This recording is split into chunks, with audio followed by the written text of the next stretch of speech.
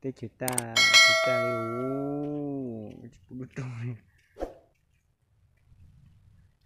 Ô. Coi là bố cho nhận sự cảm động. Có tuần nhìn sự còn đông nữa. Cái đó nữa. Đúng.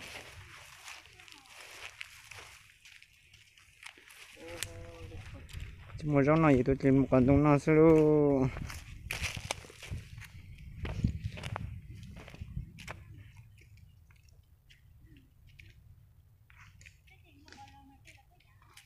Thế chúng mình đi tới cho rau câu này nào.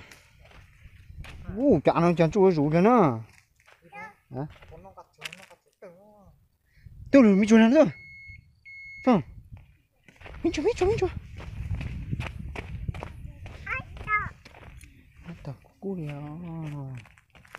Muốn biết tôi tìm một con đông nó nữa hả tôi?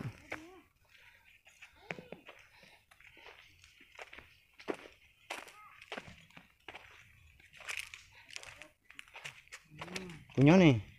Hả? Của nhớ. Nó Cái gì? phong xanh phong. Một cái mũ dùng tủ thỉnh hơn tôi.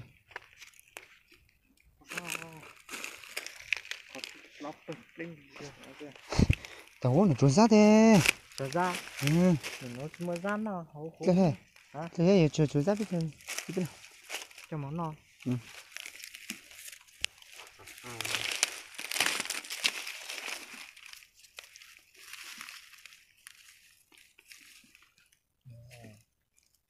Sao thì mua bằng cái gì mua nào?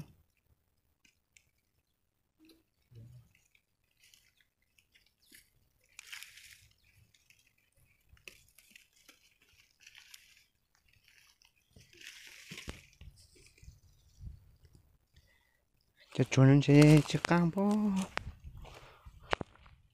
Nó khó tao này tôi chắc cái sao.